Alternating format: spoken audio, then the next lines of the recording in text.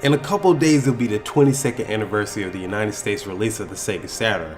It was Sega's 5th home console for the 32-bit era of gaming, and it came at the hefty price of $399.99. Being the die-hard Sega fan that I was at the time, I desperately wanted a Saturn, but there was no way in hell that Tammy was going to spend her hard-earned income on one. I missed out on a lot of Sega Saturn exclusives that I yearned for, but the one that hit me the hardest was Panzer Dragoon. However, I've had Panzer Dragoon Orta in my Xbox collection for quite some time. I tried to play it a couple years ago, but it destroyed me to the point where I never picked it up again. I don't know what it was that persuaded me to play it again, but I suddenly decided to tackle the beast once more just to see if it deserved to sit on my shelf. The Empire has once again returned, and they are now using ancient technology to develop dragon mares to terrorize the other tribes of the world and continue their ever-increasing rise in power. One night the Empire suddenly attacks a tribe in a valley, unbeknownst that the particular tribe has our protagonist Orta imprisoned within a tower, fearing that she's the dreadful harbinger of doom. Well, the Empire's dragon mare set their sight on the tower and began approaching Orta with nothing but malice in their eyes. That's until they're suddenly attacked and a mysterious dragon lands right in front of her, then lets out a mighty roar. What is there for a girl to do after such a grand feat, other than mounting the beast and setting off into the night to destroy everyone and thing that opposes her, which is what you're going to be doing regularly. Now before I begin, rail shooters are nothing new to me, but this is my first Panzer Dragoon game that I've played in the series. I was totally taken by surprise by how involving the gameplay was.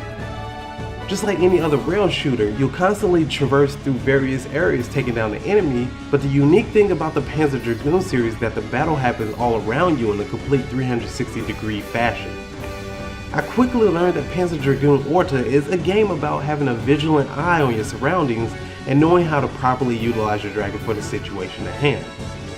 Allow me to break down the abilities of your dragon, because they're an important asset and you'll quickly fail if you're not familiar with them.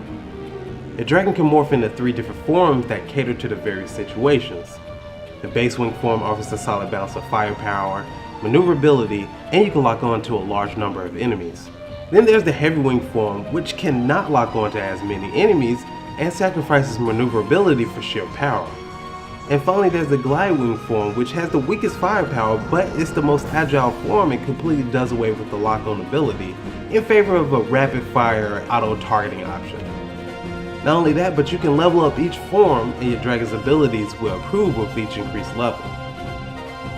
When I first began playing, I looked at some of the forms and said, yo bro, I'm never going to use this form.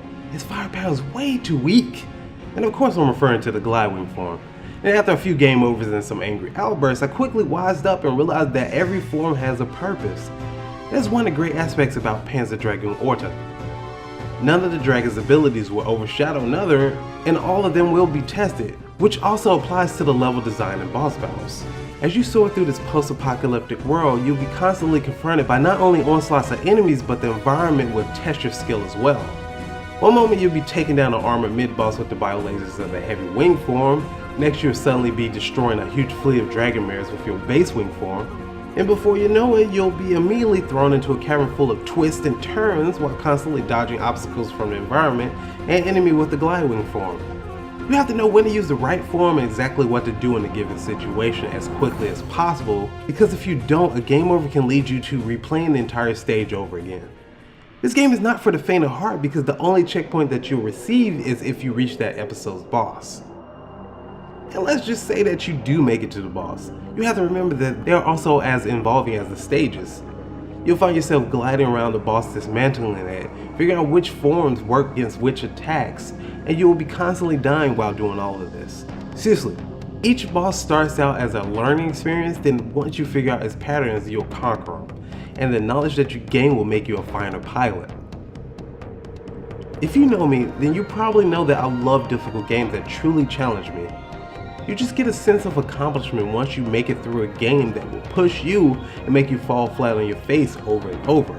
Panzer Dragoon Orta is not going to hold your hand, but it does give you a solid tutorial, and it gets better as you continue to learn. Every time that I saw that game over screen, I knew it was my own fault, and quickly corrected it in my next attempt. Everything felt like it was perfectly balanced, and it made me love the game even more. All in all, there's something special about Panzer Dragoon Orta. and in the end, I could find zero faults with it. This journey had me flying through desolate barren wastelands, then traveling through beautiful areas with lush greenery all around me, and suddenly I find myself running through snowy white fields feeding off larger than life enemies in a far distance. The soundtrack was beyond mesmerizing, featuring a mix of tribalistic tracks that were either high energy, where I found myself fully immersed in the battle, or some at a lower tempo that made the battlefield more tranquil.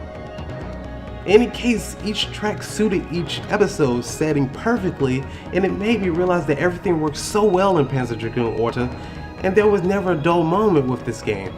However, the main game is rather short and it can be completed in a single sitting. Luckily, Pandora's Box offers plenty to unlock and adds to the game's replayability. Also, after playing this, I found myself invested in the series lore and wanted to play the other games in the series. Luckily, one of the best unlockables in Pandora's Box is the original Panzer Dragoon on the Sega Saturn. This game currently goes for around $20 complete, which is an absolute steal for how much content it contains in the phenomenal experience.